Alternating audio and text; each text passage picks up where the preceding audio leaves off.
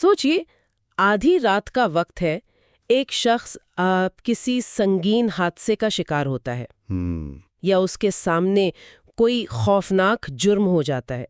वो घबराहट और बदहवासी में भागकर करीबी थाने पहुंचता है। सही। कपड़े फटे हुए हैं, सांस फूली हुई है और वो मदद मांगता है। लेकिन वहां बैठा हुआ पुलिस अफसर उसे देखता है और निहायत इत्मीनान से कहता है कि भाईजान, ये इलाका हमारी हुदूद में नहीं आता। हाँ, वहाँ चले जाएं दूसरे थाने। बिल्कुल। सुनने में ये किसी फिल्म का मंजर लगता है, लेकिन ऐसी सूरत हाल हकीकत में पैदा हो सकती है और होती भी हैं, असल में बिल्कुल होती है। तो सवाल ये है कि कानून इस बारे में क्या कहता है। क्या पुलिस दायरा इख्तियार यानी जुरिस्डिक्शन का बहाना बनाकर किसी फरियादी को वापस भेज सकती है? असल में आज हम इन्हीं सवालों के जवाब ढूंढेंगे। हाँ, क्योंकि कानून की किताबें आम तौर पर बहुत खुश्क लगती हैं, लेकिन उन्हीं में हमारी रोज़मर्रा ज़िंदगी के तहफ़्फ़ुज़ का राज छुपा है। बिल्कुल सही कहा। आज की इस गुफ्तगू में हम handbook of criminal investigation in Pakistan और कोड ऑफ क्रिमिनल प्रोसीजर, जिसे हम आम तौर पर CRPC कहते हैं, उसका जायजा लेंगे। और उसके साथ साथ जो सैकड़ों साल पुराने पुलिस रूल्स 1934 हैं, उनमें दबे हुए कवानीन को भी समझेंगे। सही। तो चलिए शुरू करते हैं। सबसे पहले इस अहम और अमली मसले की तरफ आते हैं। देखें, कानूनी निज़ाम बिल्कुल सीधी लकीर नहीं होता। जब हम पुलिस रूल्स 1934 देखते हैं तो वहाँ रूल 25.3 इस सूरत हाल को पूरी तरह सुलझाता है। अच्छा। हाँ, क्योंकि कानून बनाने वालों को पता था कि आम आवाम को थानों के फनी हुदूद का नहीं पता होता। बिल्कुल। आम आवाम ने कोई नक्शा थोड़ी रखा होता है जिसमें थाना A और थाना B की सरहदें वाज़े हों। सही बात है। इसलिए रूल 25.3 पाबंद बनाता है कि अगर कोई संगीन जुर्म, जिसे कॉग्निजेबल ऑफेंस कहते हैं, किसी दूसरे थाने की हुदूद में हुआ हो और फरियादी करीबी थाने आ जाए तो पुलिस वहां कार्रवाई से इनकार नहीं कर सकती। यानी कानून अवाम की इस मजबूरी को समझता है कि आफत के वक्त कोई सरहदें नहीं देखता। बिल्कुल नहीं देखता। लेकिन एक बात है, अगर एक पुलिस अफसर किसी और इलाके के जुर्म की रिपोर्ट लिख रहा है तो वो तो कानूनी तौर पर अपने इख्तियार से बाहर जा रहा है ना? देखने में ऐसा ही लगता है। तो क्या इससे निज़ाम में अफरा तफरी नहीं फैलेगी? यानी हर कोई किसी भी थाने में जाकर रिपोर्ट दर्ज करवाने लगेगा? ज़ाहिरी तौर पर ये अफरा तफरी लगती है, लेकिन दरअसल यही निज़ाम की मजबूती है। वो कैसे? इससे एक मिसाल से समझते हैं। ये बिल्कुल किसी अस्पताल के इमरजेंसी रूम जैसा है। अच्छा, अस्पताल की इमरजेंसी? हाँ, अगर कोई मरीज हादसे के बाद करीबी अस्पताल जाए तो डॉक्टर ये थोड़ी कहते हैं कि ये हमारे इलाके का मरीज नहीं है। सही। वो वापस तो नहीं भेजते? उनका पहला फर्ज उस मरीज की जान बचाना और उसे इब्तिदाई तिब्बी इमदाद देकर स्टेबलाइज करना होता है। हाँ, और फिर बाद में बाकायदा मुतल्लिका अस्पताल की तरफ भेज देते हैं। बिल्कुल वैसा ही। रूल 25.3 के तहत पुलिस का किरदार भी यहाँ सेम यही है। यानी वो ये नहीं कह सकते कि ये हमारा इलाका नहीं है, वहां जाओ। नहीं कह सकते। उन्हें लाजमी तौर पर उस मालूमात को अपने रोजनामचे में दर्ज करना होगा। रोजनामचा यानी थाने की वो बुनियादी डायरी जहां हर आने जाने वाले और हर वाकये का इंदराज होता है। जी हाँ, रोजनामचा एक थाने की धड़कन की तरह होता है। इसमें इंदराज का मतलब ये है कि वाकया अब कानूनी रिकॉर्ड का हिस्सा बन गया है। अच्छा। और बात सिर्फ इंदराज तक नहीं रहती। रूल 25.3 मजीद ये कहता है कि इस थाने को फौरी तौर पर मुताल्लिका थाने को इतला देनी होगी जहां असल में जुर्म हुआ था। हाँ, और सबसे अहम बात, उन्हें फौरी तौर पर हर मुमकिन कानूनी कदम भी उठाना होगा। यानी अगर मुजरिम भाग रहा है तो उसकी गिरफ्तारी की कोशिश करनी होगी। बिल्कुल। या अगर खून के धब्बे हैं या कोई अहम सबूत मिटने का खतरा है तो उसे महफूज करना होगा। ये बात तो समझ में आती है। संगीन जराइम में इब्तिदाई घंटे इंतहाई कीमती होते हैं। बहुत कीमती होते हैं। अगर पुलिस सरहदों के तसव्वुर में ही उलझ गई तो मुजरिम तो आराम से दूसरे शहर फरार हो जाएगा। या फिर अहम सबूत बारिश में धुल जाएंगे। सही। लेकिन यहाँ एक मसला पैदा होता है और गिरफ्तारी भी कर लेता है तो उसके बाद मुताल्लिका थाना क्या करेगा? ये अच्छा सवाल है। क्योंकि एक ही जुर्म की दो अलग अलग जगहों पर तहकीकात तो नहीं हो सकती ना? नहीं, बिल्कुल नहीं हो सकती। और यही कानून का अगला हिस्सा हरकत में आता है। अच्छा। जब इब्तिदाई थाना अपनी हिफाजती कार्रवाई पूरी कर लेता है तो वो तमाम मामला बाकायदा तौर पर اس متعلقہ تھانے کو منتقل کر دیتا ہے جہاں اصل میں جرم ہوا تھا۔ ہاں، اور اس منتقلی کے ساتھ ہی پولیس رول 24.7 نافذ ہو جاتا ہے۔ رول 24.7 یہ کیا کہتا ہے؟ یہ قانون بہت واضح کرتا ہے کہ جب کسی کیس کی تحقیق کسی دوسرے پولیس اسٹیشن یا ضلع میں ٹرانسفر ہوتی ہے تو پہلے تھانے میں جو FIR درج کی گئی تھی ہاں، وہ خود بخود منسوخ تصور ہوتی ہے۔ ایک سیکنڈ رکیے، یعنی اگر کیس ایک تھانے سے دوسرے تھانے منتقل ہو جائے تو پہلی FIR خود ہی منسوخ ہو جاتی ہے؟ جی بالکل، خود بخود کینسل ہو جاتی ہے۔ اچھا، یہ قدم ضروری ہوگا تاکہ نظام میں ایک ہی جرم کی 2 FIRs نہ گھوم رہی ہوں؟ جی، جسے ہم ڈپلیکیٹ کیسز کہتے ہیں، اس سے بچنے کے لیے۔ لیکن اس سے تو ایک بہت بڑا سوال جنم لیتا ہے۔ وہ کیا؟ اگر ایک FIR کو منتقلی کی بنیاد پر ختم کیا جا سکتا ہے تو کیا تھانے دار یعنی اسٹیشن ہاؤس آفیسر خود سے کسی بھی FIR کو پھاڑ کر پھینک سکتا ہے؟ اچھا، نہیں۔ میرا مطلب ہے فرض کریں کسی سیاستدان کا دباؤ آ جائے یا تھانے دار کو پیسے مل جائیں یا واقعی اسے لگے کہ اس سے FIR درج کرنے میں غلطی ہو گئی ہے تو کیا وہ رجسٹر سے صفحہ نکال سکتا ہے؟ یہ عوام کے ذہن میں پیدا ہونے والی سب سے بڑی غلط فہمی ہے۔ اس کا جواب ایک قطعی نہیں ہے۔ یعنی وہ خود کینسل نہیں کر سکتا؟ بالکل نہیں۔ منتقلی کی اس مخصوص صورت کے علاوہ عام حالات میں پولیس کے پاس یہ اختیار نہیں ہے کہ وہ خود سے FIR کو ختم کرے۔ اچھا، اس کی کوئی مخصوص وجہ؟ دراصل اس کی بنیاد سینکڑوں سال پرانی ایک سوچ پر مبنی ہے۔ اگر ہم 1934 کے قوانین کا پس منظر دیکھیں، جو برطانوی نظام کا دور تھا، ہاں، تو انہوں نے پولیس کو جرم پکڑنے اور مجرموں کا پیچھا کرنے کی پوری طاقت دی تھی۔ لیکن انہیں پولیس پر مکمل اعتماد نہیں تھا، ہے نا؟ صحیح پکڑا آپ نے۔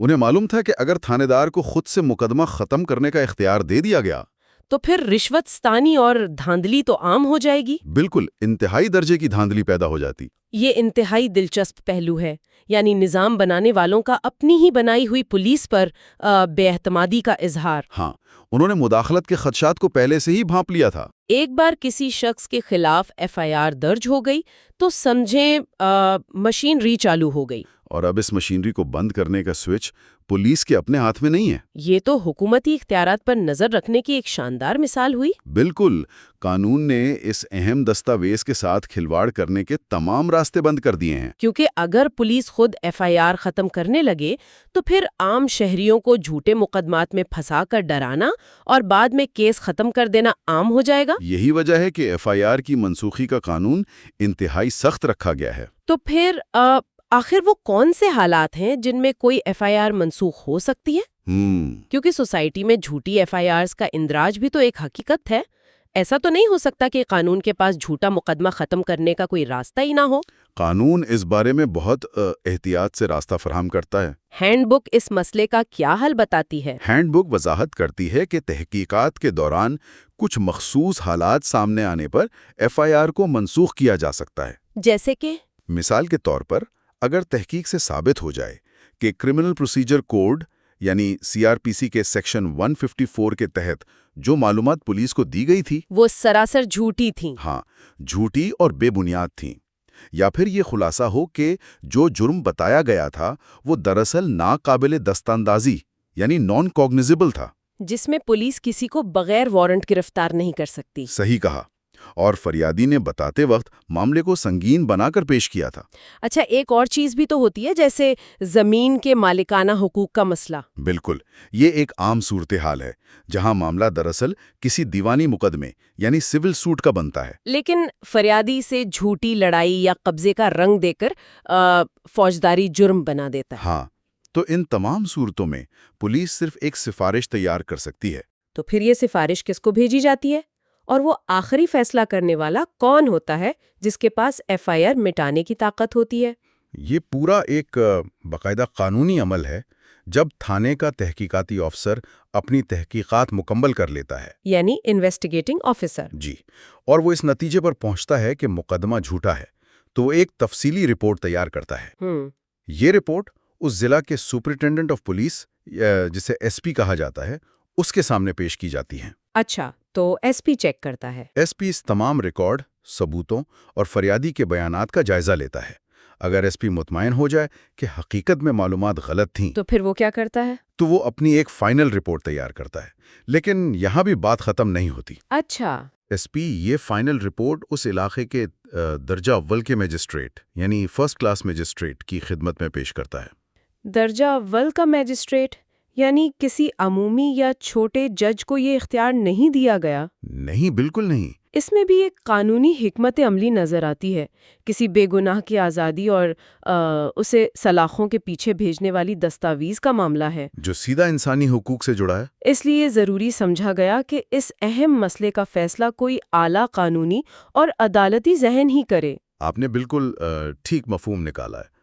فیصلہ کرنا صرف اور صرف میجسٹریٹ کا کام ہے، ایگزیکٹو کا نہیں۔ صحیح۔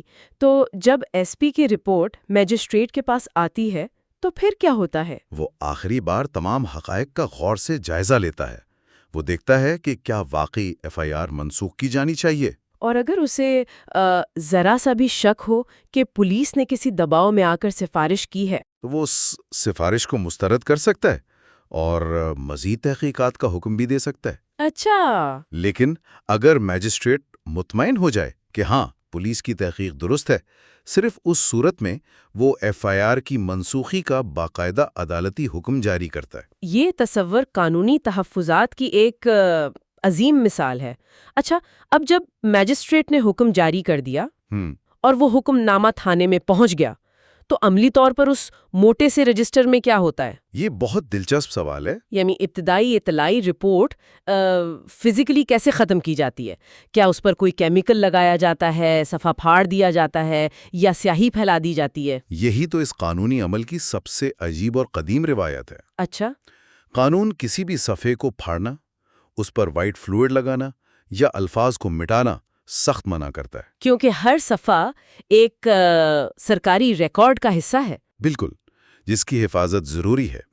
طریقہ کار یہ ہے کہ جب میجسٹریٹ کا حکم تھانے پہنچتا ہے ہاں، تو پولیس اسٹیشن کا انچارج اس مخصوص ایف آئی آر کے صفحے پر لمبائی کے رخ ایک واضح اور نمایاں سرخ لکیر یعنی ریڈ لائن کھینچتا ہے۔ ایک واضح سرخ لکیر۔ ہاں، یہ سرخ لکیر اس بات کا اعلان ہوتی ہے کہ یہ ایف آئی آر اب اپنے قانونی اثر سے فارغ ہو چکی ہے۔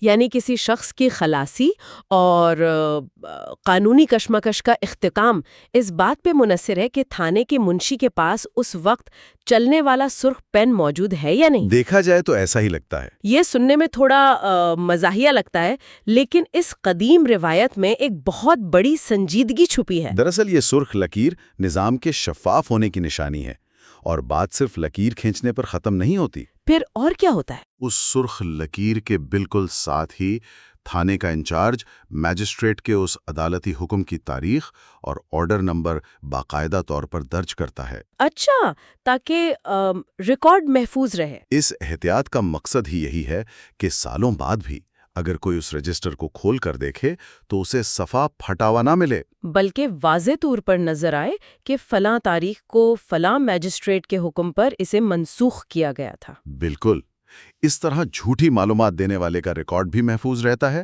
اور عدالتی اختیار کا ثبوت بھی موجود رہتا ہے۔ یہ تمام احتیاطی تدابیر اس بات کو ثابت کرتی ہیں کہ ہمارا قانونی نظام جرم کی اطلاع کو کتنی اہمیت دیتا ہے۔ صحیح بات ہے۔ ایک عام کاغذ پر ہونے والا اندراج کتنی طاقتور دستاویز بن جاتا ہے۔ اسے مٹانے کے لیے صرف ایک پولیس والے کی خواہش کافی نہیں ہوتی، بلکہ پوری عدالتی مشین کو گھومنا پڑتا ہے۔ اور یہی قانون کی خوبصورتی ہے۔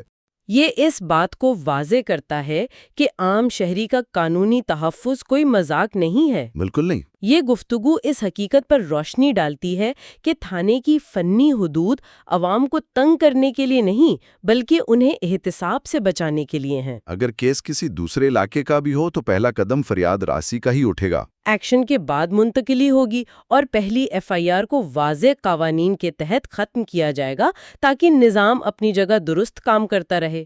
اس سفر میں سب سے بڑی سیکھ یہی ہے کہ قانونی احتساب اور حکومتی اختیارات میں توازن برقرار رکھنا ضروری تھا۔ 1934 کے رولز میں چھپی اس بے اعتمادی نے آج تک عام شہری کو تحفظ فراہم کر رکھا ہے۔ لیکن یہاں میرے ذہن میں ایک انتہائی اہم اور سوچنے والی بات آتی ہے۔ وہ کیا؟ ہم نے دیکھا کہ پولیس رولز 1934 میں صفحے پر سرخ لکیر کھینچنے کا بہت توجہ سے ذکر کیا گیا ہے۔ ہاں، فزیکل رجسٹر پر۔ یہ اس وقت کے کاغذی رجسٹرز اور قلم کی سیاہی کا دور تھا۔